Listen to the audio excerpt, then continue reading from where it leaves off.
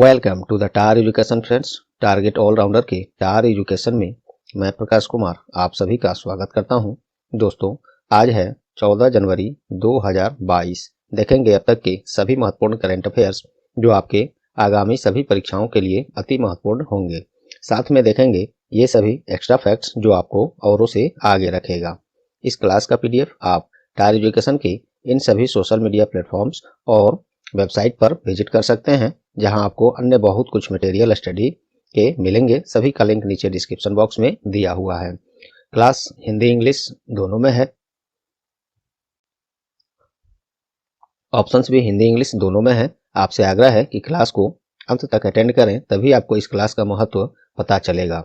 और क्लास परीक्षा उपयोगी लगे तो प्लीज वीडियो को लाइक जरूर कर देंगे। आपका मात्र कुछ सेकेंड्स देकर इस क्लास को शेयर कर देंगे अपने अन्य ग्रुप्स दोस्तों के साथ, ताकि टार एजुकेशन का आपके कुछ सेकंड से सहायता हो जाए। और चैनल पर आप नए हैं या चैनल को अब तक सब्सक्राइब नहीं किए हैं तो अभी सब्सक्राइब बटन दबा दें, और पहले से सब्सक्राइब कर लिए हैं तो आपको कुछ नहीं करना। आपका बहुत बहुत धन्यवाद, बस लाइक और शेयर कर देंगे। चलिए बिना देर किए शुरू करते हैं आज का क्लास। पहला प्रश्न है what is the rank of India in the recently released Henley passport index 2022। हाल ही में जारी हेनले पासपोर्ट इंडेक्स 2022 में भारत का रैंक क्या है? सही जवाब है 83वां 83rd प्लेस है भारत का हेनले पासपोर्ट इंडेक्स 2022 में। ये सूची जो है 2022 की पहली तिमाही के लिए जारी किया गया है, और इसी में 111 देशों की सूची में भारत का रैंक 83rd है।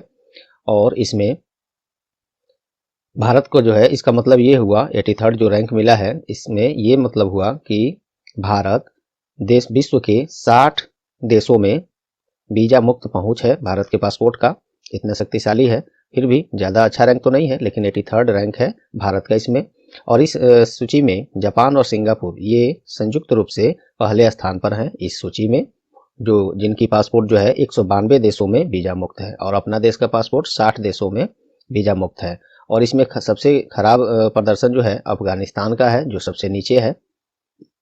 और ये जो डाटा है, ये सूची है, जारी करता है international air transport association IATA के आंकड़ों के आधार पर लंदन स्थित एक वैश्विक नागरिकता और निवास सलाहकार फर्म है, उसी के द्वारा हेनले पासपोर्ट इंडेक्स जारी किया जाता है। तो ये सभी फैक्ट्स आपको इससे संबंधित जरूरी थे और जानना चाहिए।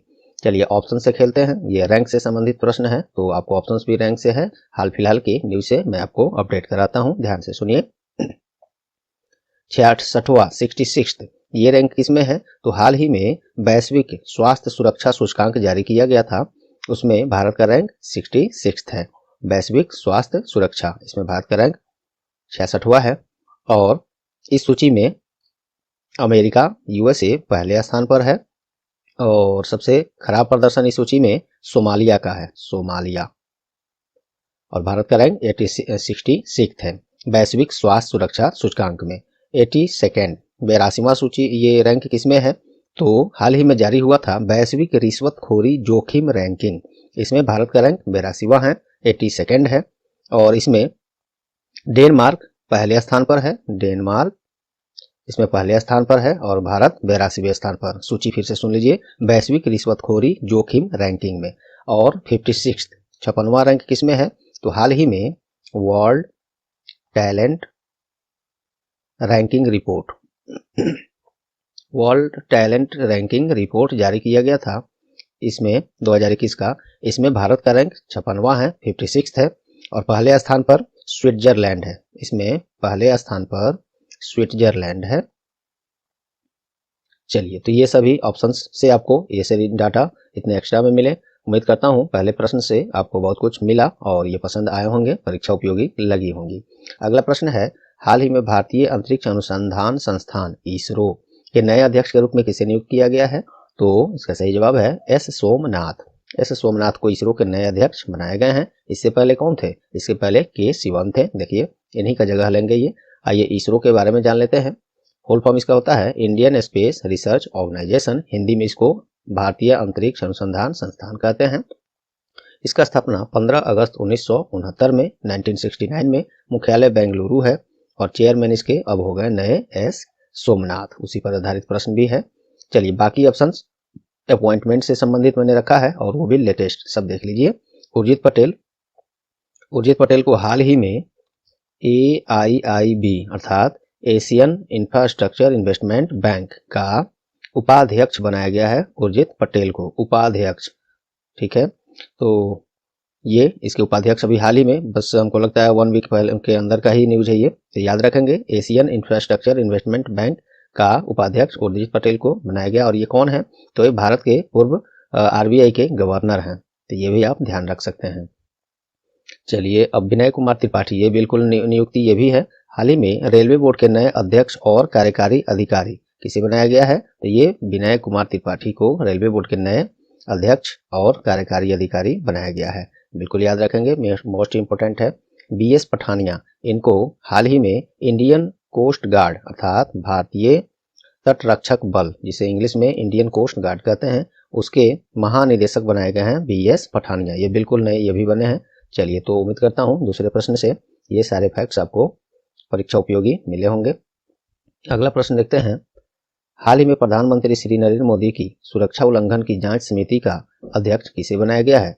और ऐसे समिति तो कई ठो बनाए गए हैं। एक सुप्रीम कोर्ट के द्वारा बनाया गया है, और एक सेंट्रल गवर्नमेंट के द्वारा भी बनाया गया है, और एक पंजाब सरकार के द्वारा भी बनाया गया है। सबके अलग अलग हैं। तो ये बात हो रही है, अभी हम लोग कर रहे हैं सुप्रीम कोर्ट वाला का। तो इसका सही जवाब है इंदु मल्होत्रा। ये सुप्रीम कोर्ट के पूर्व न्यायाधीश हैं, इंदु मल्होत्रा। इनको ही सर्वोच्च न्यायालय ने नरेंद्र मोदी की सुरक्षा उल्लंघन की जांच समिति का अध्यक्ष और एक कमेटी बनाया गया, उसी की अध्यक्षता इनके द्वारा किया जाएगा। ये बिल्कुल प्रश्न इंपोर्टेंट है दोस्तों, क्योंकि अध्यक्षता से संबंधित प्रश्न आजकल बिल्कुल पूछे जा रहे हैं। एक्चुअली में हुआ क्या था आप लोग भी जानते ही हैं, फिर भी मैं बता दूं। पंजाब के कौन एक जगह था, मैं उसका जिक्र यहाँ पे मैंने किया है, एक सेकेंड, शायद मैं भूल गया हूँ। पंजाब में प्रधानमंत्री मोदी का दौरा था, वहाँ पे विजिट करने वाले थे। उस दौरान उनकी सुरक्षा में बहुत भूल चूक वहाँ हुई थी, उसी की जांच के लिए ये समिति बनाई गई है। 5 सदस्यीय समिति है ये, और उसकी अध्यक्षता जो सर्वोच्च न्यायालय द्वारा किया जा रहा है, उसका अध्यक्षता इंदु मल्होत्रा करेंगे। और हाँ देखिए, पंजाब के यहाँ पे है, पंजाब राज्य के फिरोजपुर की यात्रा पर थे प्रधानमंत्री, ये यहाँ पे मैंने दिया था, भूल यहाँ पे मिस हो रहा था। तो अब इसका, और इसके अलावा केंद्र सरकार ने भी एक समिति बनाई है प्रधानमंत्री की सुरक्षा उल्लंघन की जांच के लिए। 3 सदस्यीय समिति है वो, उसका अध्यक्षता सुधीर कुमार सक्सेना करेंगे, जो सचिव हैं सिक्योरिटी डिपार्टमेंट में, इनके द्वारा इसकी अध्यक्षता की जाएगी। सर्वोच्च न्यायालय की बात हुई है, तो चलिए मोस्ट इंपोर्टेंट, आजकल आप लोग को इसका जरूरत बिल्कुल पड़ेगा एग्जाम्स में। सर्वोच्च न्यायालय के बारे में जान लेते हैं। मुख्य न्यायाधीश अभी NB रमन्ना है। सर्वोच्च न्यायालय का स्थापना 26 जनवरी 1950 में, और वर्तमान में भारत में कुल कितने हाई कोर्ट्स हैं? तो 25 हाई कोर्ट्स हैं। 25वां हाई कोर्ट जो है अपने देश में आंध्र प्रदेश की अमरावती में स्थापित किया गया है। मोस्ट इंपोर्टेंट पॉइंट्स थे ये, आपको पसंद आए होंगे। चलिए अगला ऑप्शंस देखते हैं। बाकी ऑप्शंस देखिए सभी ये अध्यक्षता से ही संबंधित होगा, क्योंकि जैसे प्रश्न होते हैं ऑप्शन हम लोग वही फिट करते हैं, वो भी करंट न्यूज से, क्योंकि ये क्लास ही है आपका करंट अफेयर्स का, तो ज़्यादा से ज़्यादा मकसद होना चाहिए आपको करंट अफेयर्स में महारत हासिल कराना। चलिए, विवेक जोशी, इनको हाल ही में AFSPA क्या है ये? उम्मीद करता हूँ याद आ गया होगा। देखिए, armed forces special power act, ये एक ऐसा एक्ट है जो उत्तर पूर्वी राज्यों जैसे नागालैंड में वहाँ का सुरक्षा कमान जो है सेना के द्वारा संभाली गई जाती है इस एक्ट के द्वारा। तो वहाँ पे यही एक्ट अभी लागू है नागालैंड में। तो अब ये एक्ट जो है नागालैंड से जारी रखा जाए अभी कि हटा लिया जाए, इसी की इस पर विचार करने के लिए एक पैनल गठन किया गया है। उसके अध्यक्ष किसे बनाया गया है? विवेक जोशी को। तो नागालैंड से संबंधित है ये, वहीं पे लागू है। कई सारी बातें यहाँ पे आपको जानने को मिला। फुल फॉर्म इसका arm forces special power act ये होता है। चलिए अगला है के कस्तूरी रंगन, मोस्ट इंपोर्टेंट अध्यक्षता है ये किसके लिए था? तो देश में शिक्षा के लिए नए पाठ्यक्रम विकसित करने के लिए समिति गठन किया गया था, किसके अध्यक्षता में? तो ये के कस्तूरी रंगन, बिल्कुल ये पूछा गया भी है दोस्तों, ये एग्जाम में पूछा जा चुका है, याद रखेंगे। नए पाठ्यक्रम विकसित करने के लिए समिति गठन किया गया था, उसकी अध्यक्षता के कस्तूरी रंगन करती हैं। अशोक कुमार टंडन, ये इनको, और ये अभी शिक्षा मंत्री कौन है दोस्तों? तो श्री धर्मेंद्र प्रधान है, धर्मेंद्र प्रधान। चलिए नेक्स्ट देखते हैं। अशोक कुमार टंडन, इनको हाल ही में सूचना और प्रसारण मंत्रालय के द्वारा एक समिति गठन किया गया है पत्रकार कल्याण योजना की समीक्षा करने के लिए। उसकी अध्यक्षता अशोक कुमार टंडन कर रहे हैं। और सूचना और प्रसारण मंत्री भी हैं कौन, तो श्री अनुराग सिंह ठाकुर हैं, अनुराग सिंह ठाकुर। चलिए इस प्रश्न से सब ऑप्शन हो गए। नेक्स्ट देखते हैं। अगला प्रश्न है, हाल ही में किस व्यक्ति में दुनिया के पहले सुअर हृदय प्रत्यारोपण अर्थात पिग हार्ट ट्रांसप्लांट का सफल कीर्तिमान बनाया गया है? किस व्यक्ति पर यह किया गया है, सफलता पाया गया है? तो इनका नाम है डेविड बेनेट पर यह किया गया है पिग हार्ट ट्रांसप्लांट या सुअर हृदय प्रत्यारोपण। देखिए अमेरिका के ये 57 वर्षीय डेविड बेनेट हैं। इन पर सुअर हृदय प्रत्यारोपण अर्थात पिग हार्ट ट्रांसप्लांट का सफल परीक्षण और सफलतापूर्वक इस पर काम कर लिया गया है और ये अच्छे से हो गया है और ये अच्छा फील भी कर रहे हैं सब कुछ होने के बाद। तो अमेरिका के वैज्ञानिकों द्वारा पाए गए इस प्रत्यारोपण से सुअर हृदय प्रत्यारोपण से सफल प्रयोग से एक बड़ी सफलता मानी जा रही है।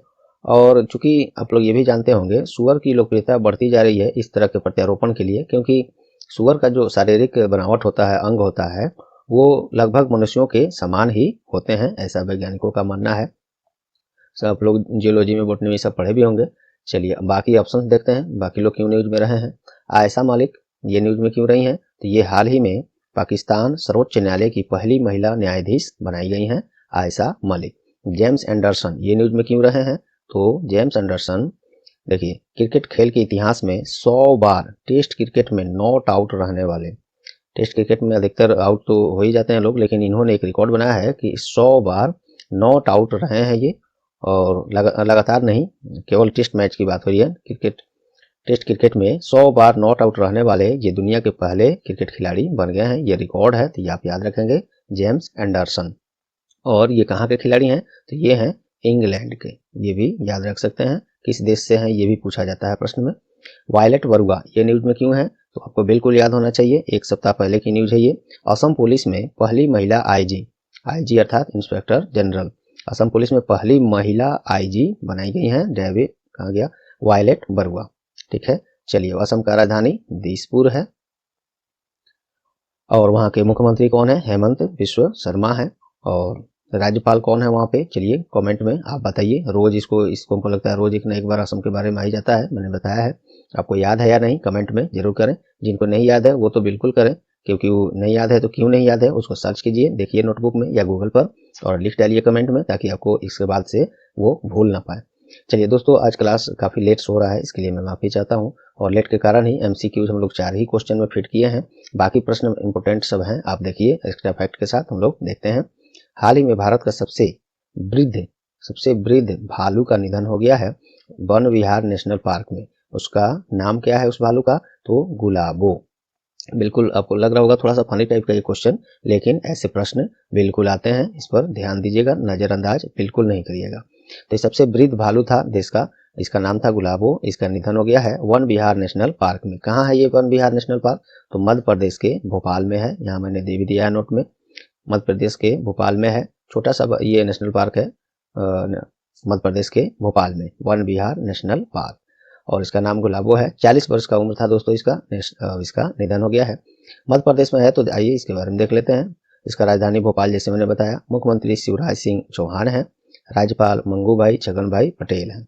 चलिए नेक्स्ट देखते हैं।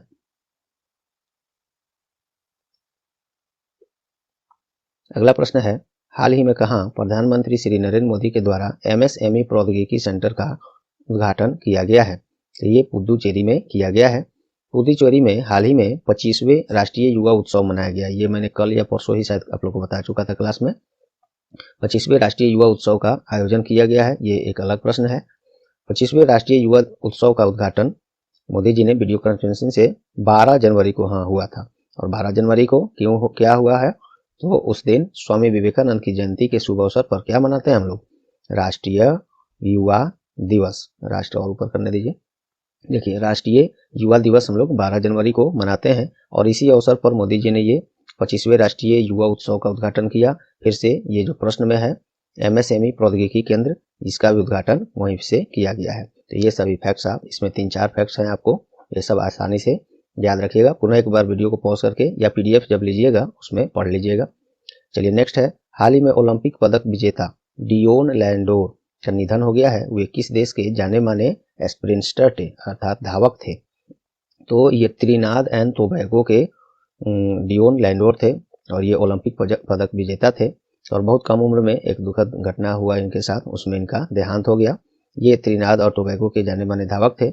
29 वर्ष की उम्र में एक रोड एक्सीडेंट में इनका देहांत हो गया है। नाम और इनका स्थान ये याद रखिएगा, पूछा जा सकता है। ओलंपियन थे ये। तो आइए ओलंपिक के बारे में जान लेते हैं।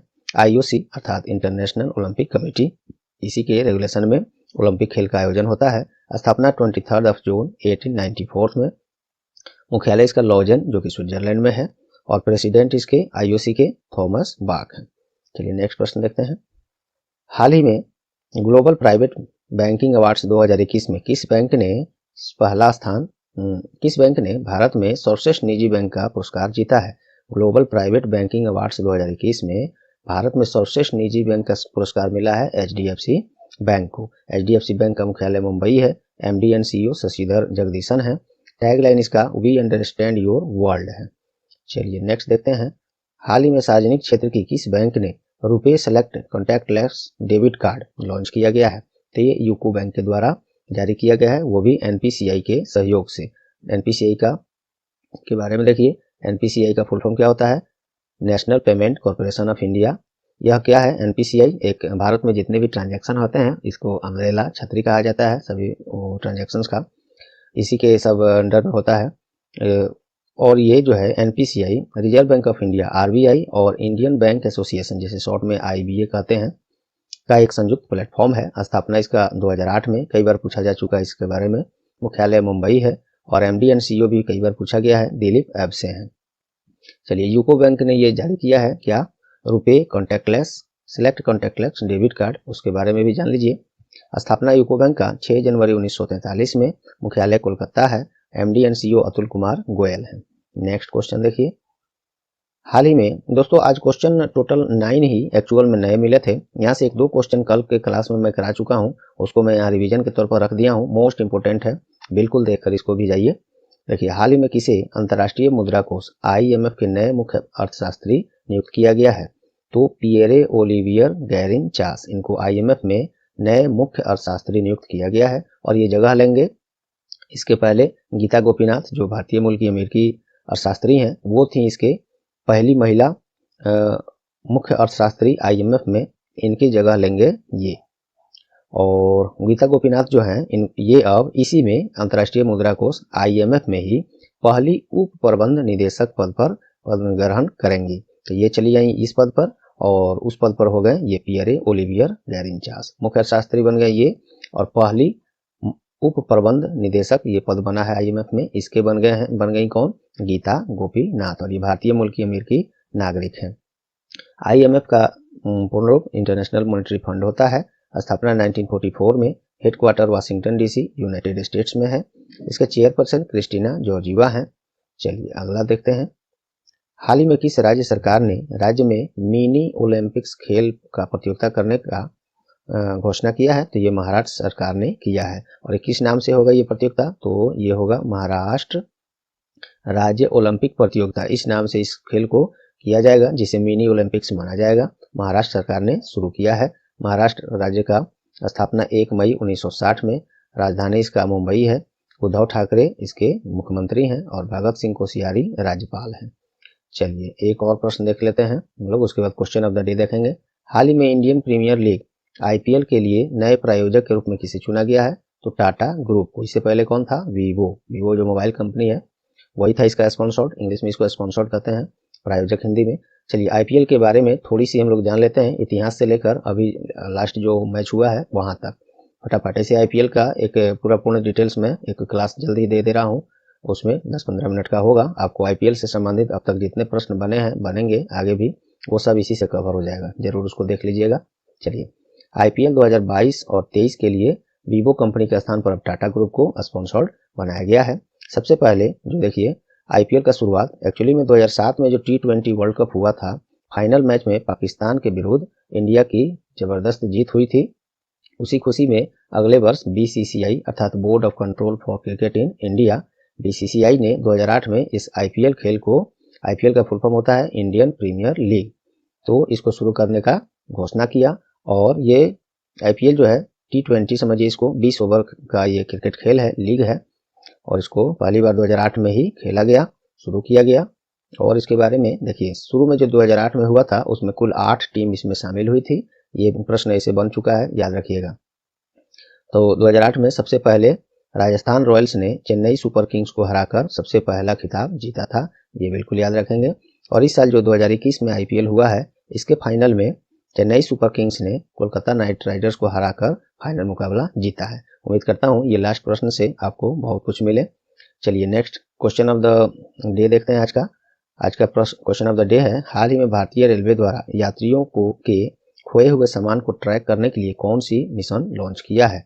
तो इसका सही जवाब आप जरूर बताइए। ये मैं पहले ही क्लासों में करा चुका हूँ, काफ़ी इजी है और बहुत ही इंपॉर्टेंट ये क्वेश्चन है। उम्मीद करूंगा इसका जवाब आप लोग को याद होगा और कमेंट में करेंगे। तो चलिए दोस्तों, इसके अलावा आप टायर एजुकेशन की वेबसाइट पर देखिए, ये सब quiz, current affairs, vocabulary, NTPC previous questions, बहुत सारे जीके, ये सब जुड़ने से के लिए आप वेबसाइट पर जा सकते हैं। सोशल मीडिया इन सभी प्लेटफॉर्म से जुड़ सकते हैं। इसके लिए वेबसाइट पर जरूर विजिट करें। तो चलिए दोस्तों, उम्मीद करता हूँ आज का क्लास आपको परीक्षा उपयोगी लगी होंगी। यदि हाँ तो प्लीज़ वीडियो को लाइक कर दें और अपने कुछ सेकंड्स मात्र देकर टायर एजुकेशन का सहयोग करें, शेयर करके इस क्लास को अपनी जो भी आपकी पहुंच जहां है। और चैनल पर नए हैं या चैनल को अब तक सब्सक्राइब नहीं किए हैं तो अभी सब्सक्राइब बटन दबा दें और बेल आइकन भी दबा दें, जिससे सबसे पहले आपको क्लास का नोटिफिकेशन मिल जाए। और पहले से सब्सक्राइब कर लिए हैं तो आपको कुछ नहीं करना। आपका बहुत बहुत धन्यवाद, बस लाइक और शेयर जरूर कर देंगे। तो चलिए मिलते हैं अगले क्लास में, तब तक के लिए good bye, all the best.